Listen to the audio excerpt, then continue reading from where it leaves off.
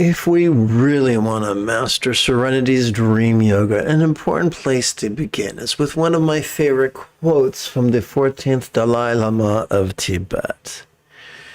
In his commentary to Essence of Refined Gold, published under the title Path to Enlightenment, or The Path to Enlightenment, the Dalai Lama taught that every Lama is his own sect.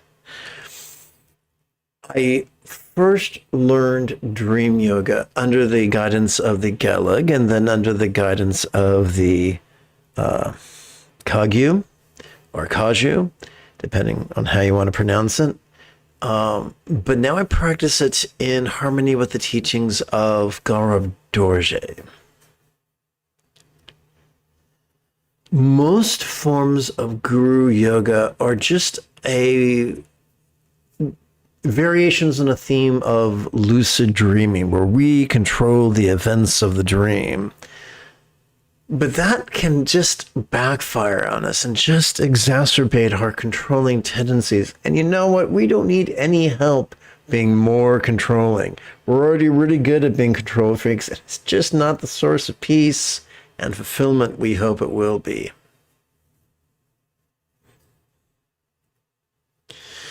So we're going to practice dream yoga in a way that helps us to process, or to better process, our dreams. Allow me to elaborate. Quite often when we're dreaming, quite often we'll be sleeping and we enter a REM state and we begin to dream. And it may be a pleasant dream. Maybe we're making love to a model or with a model.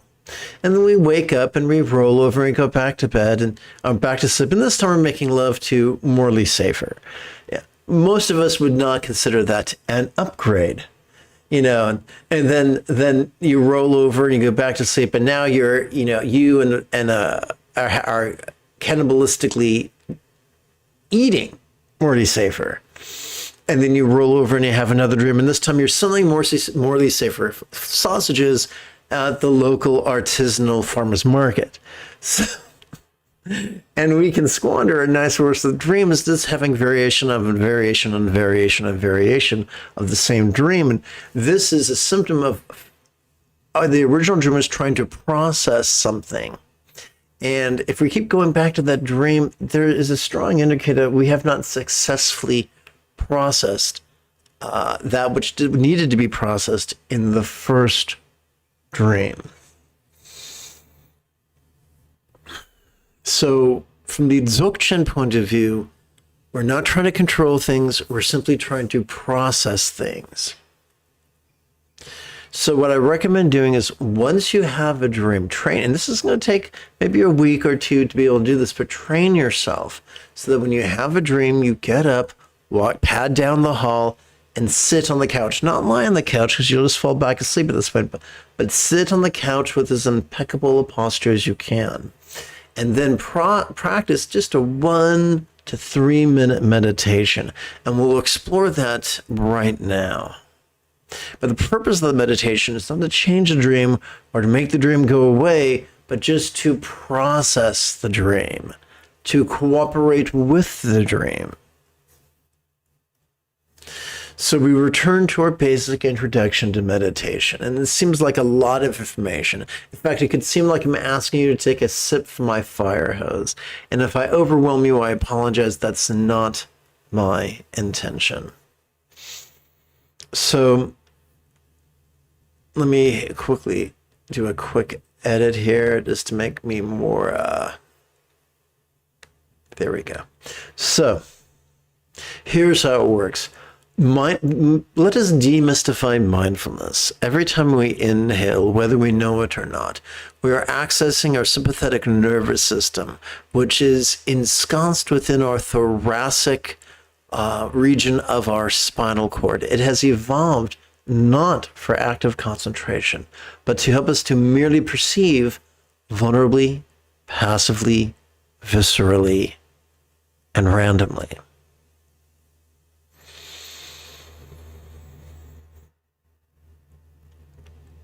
So let's take a more elaborate view of perception. As we inhale, we could perceive this very turbulent play of mind. Now, contrary to what you've been taught by the internet. A playful mind is not a bad thing. Our mind has evolved to be playful. Our mind is, what are some of the antics of mind? Well, mind can perceive sights, sounds, sensations, flavors, scents, and the like. Mind can also emote, intend, reason, recall, and imagine. And all those things come to play when we're dreaming. So you sit on the couch, and it may be very useful to silence. So we'll hit that in a second. So what do we do that once we notice what's going on between our ears, how do we process what's going on between our ears? The key to meditation is that every time we exhale, whether we know it or not, we access our parasympathetic nervous system.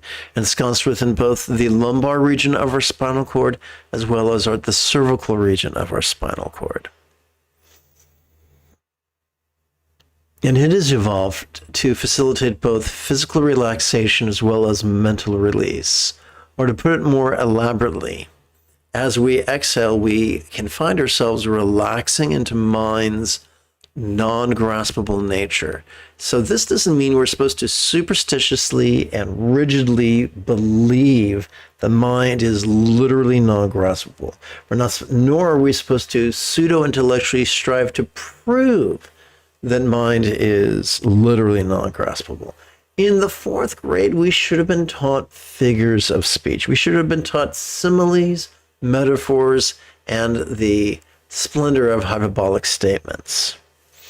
So think of it this way.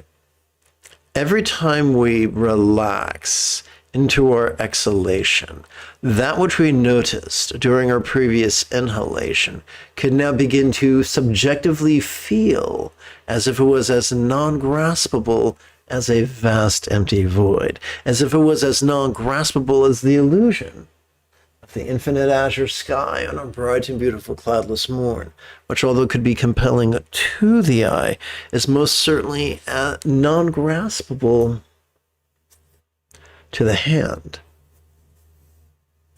So this is the key to understanding the metaphors of emptiness, of no self, of birthlessness, of deathlessness.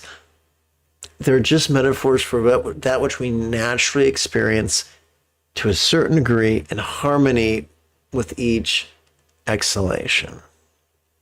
Now that we've got the basics down with how does that relate to waking up from a dream, or especially a nightmare? Well, there we are on the couch, sitting as upright as we can. Perhaps we're bracing ourselves, resting our palms on our thighs and our elbows locked. This is a great time to practice the 3-syllable exercises. As we,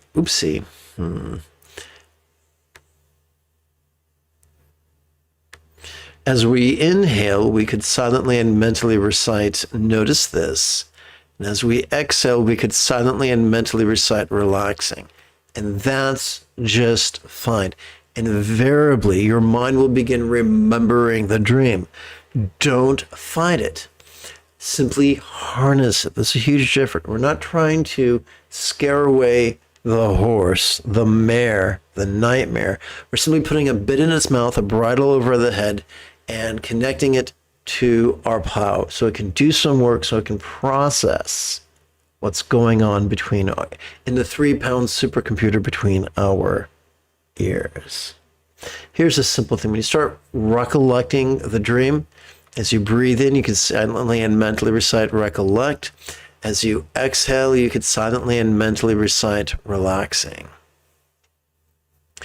Your mind might wander. That is fine. Let it. If you begin to notice an emotion, that's fine. Emotion, relaxing.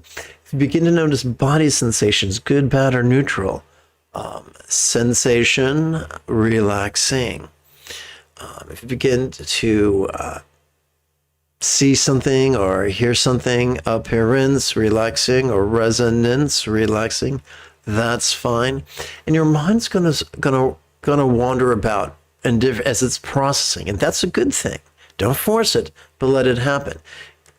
The more you come to class, the more you, either live or via replay, the more you'll get comfortable with these 10 labels to play with. And the more skillfully you can go from one to the other to the other. And within 60 to 180 seconds, you can process it well enough to return to bed, go to sleep, and have a whole new different dream, because that'll be another opportunity for you to process something else. Now, I'm not going to lie to you, developing the habit of getting up after a dream, meditating, and you can even do that on the edge of the bed if you want to, and then lying back down, it's a habit. And like most habits, it can take anywhere from 1 to 4 weeks to nail down. But like all habits, it begins with an intention.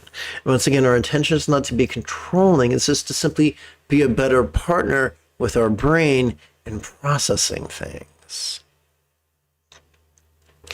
So we've covered a lot of information, and what would be ideal is for us together as a team to now practice this so that our familiarity with these techniques and their eventual applications will increase. So before we do that, before we do our quick little pre-meditation chant, let's set aside less than a minute for housekeeping. This is Lama Jigme Gyatso of the Buddha Joy Meditation School. Welcome to Meditate. Oopsie, let's try this again. This is Lama Jigme Gyatso of the Buddha Joy Meditation School. I have spent more than half my life studying, practicing, and then reverse engineering the teachings and techniques of each school of Buddhism full time, so that I could play the Yoda to your Luke Skywalker and help you to quickly and easily become the person that your dog already thinks you are. Welcome to Meditate Like a Jedi, which is made possible due to the generosity of viewers just like you.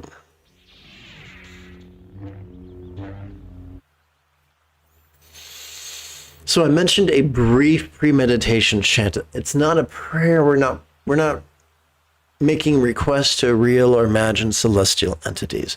All we're doing is playing with the words in a manner that helps us to exercise the neural pathways responsible for empathy and enthusiasm. The first version of the recitation is more literal, and we're going to set it to a triplet chant together.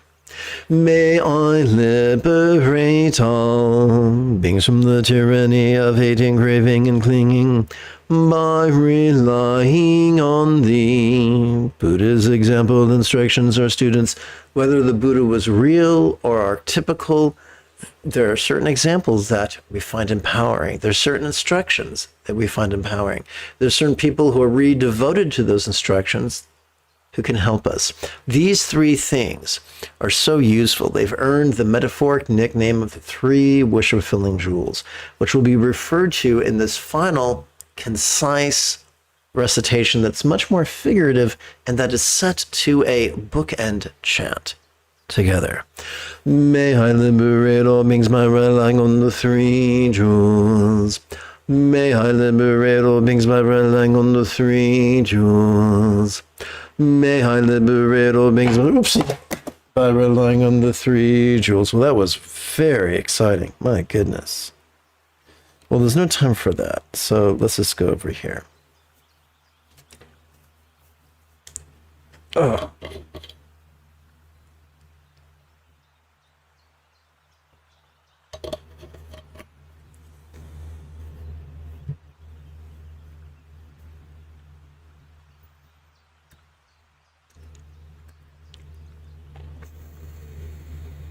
Together as a team, let us meditate as profoundly as Qui-Gon Jinn on Naboo. And remember, the moment you have a specific question about Buddhist meditation, Buddhist philosophy, or their application, simply type your question in the chat window.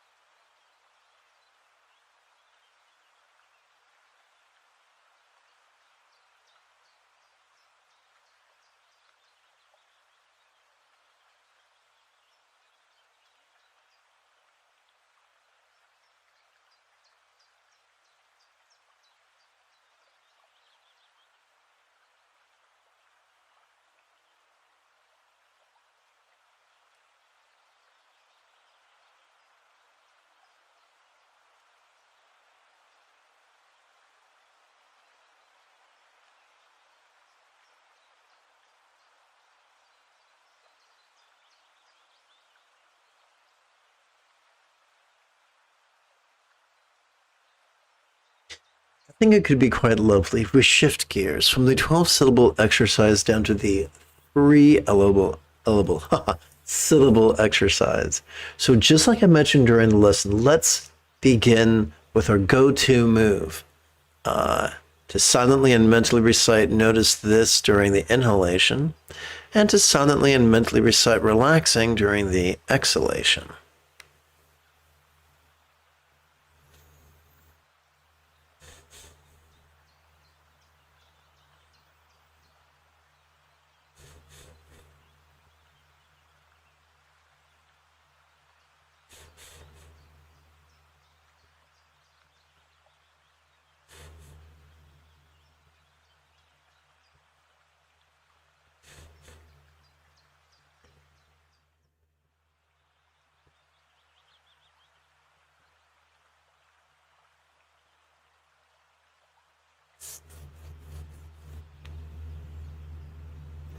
And as I mentioned, our mind is playful. It's going to notice different things.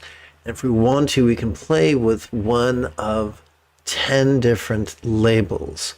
So for instance, if you're experiencing a sensation now, pleasurable or painful, you can silently and mentally use the label sensation.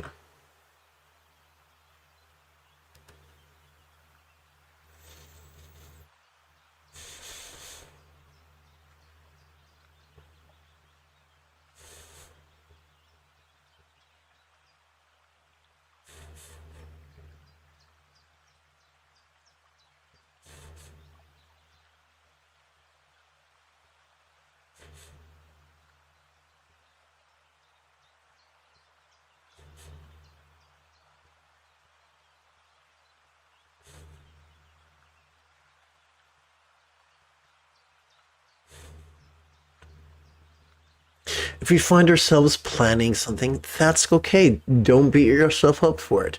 Our job is not to repress our tendencies to think. Our job is to harness that thinking energy to turn the wheels and cogs of the meditation machine.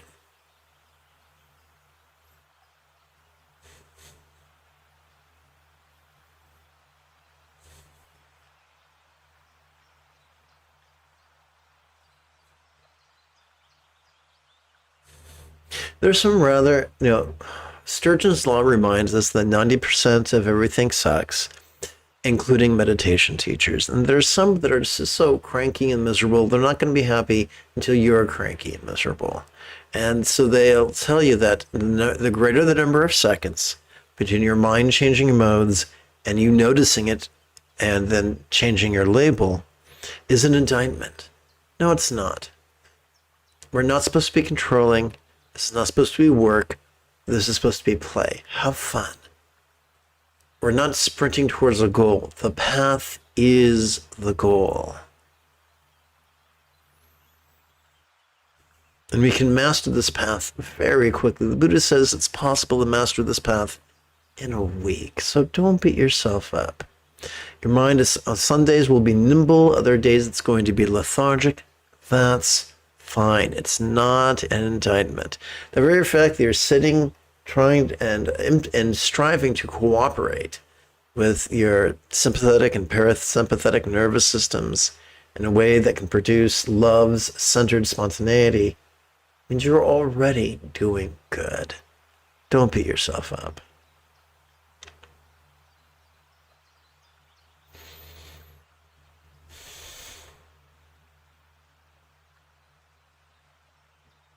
If you want, you can switch to the one-syllable mode, which is perfectly fine. We replace notice this with this. Replace relaxing with the one-syllable verb ease. There's a bit of an overlap between sensation and emotion, and we refer to recollection as simply with the preposition then, and we replace imagine with the verb dream, using it, of course, figuratively. Once again, this can feel overwhelming. Play with this about five minutes or so every 12 hours, and within a week or so, it'll feel like old hat.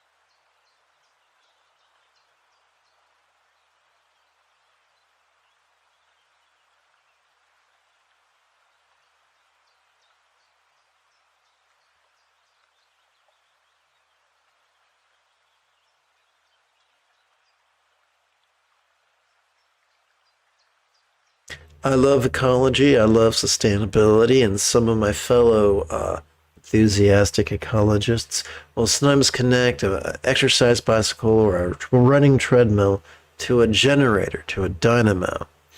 And similarly, whatever we process mentally, whatever perception, emotion, intention, thought, memory, or imagining we experience is like our brain is energetically running on a treadmill. That's wonderful. Let it harness the energy of the mind.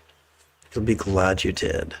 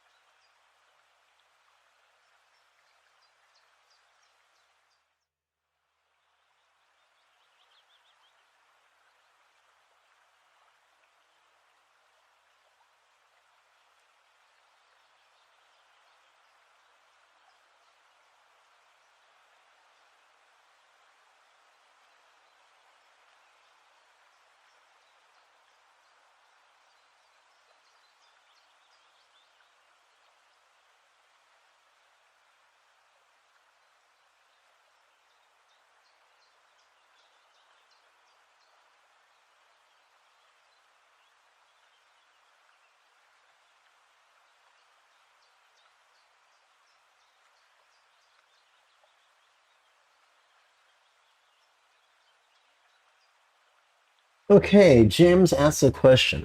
James asks, I find myself in a state of duality through the course of the day, and lately I have been practicing centered spontaneity. It's working. Thank you, Lama. Oh, James, you're utterly welcome. So if you could put a finer point on the duality you're experiencing, I might be able to help you with that.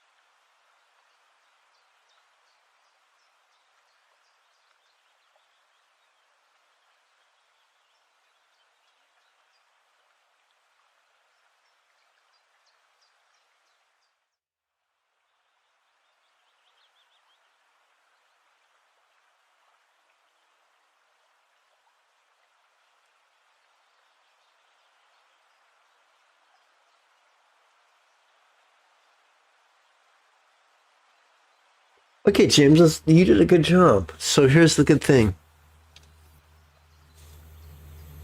When we practice once every 12 hours, we create a momentum that some people refer to as love's centered spontaneity. The more we do that, the more our choices and our utterances and our deeds will flow naturally from centered spontaneity.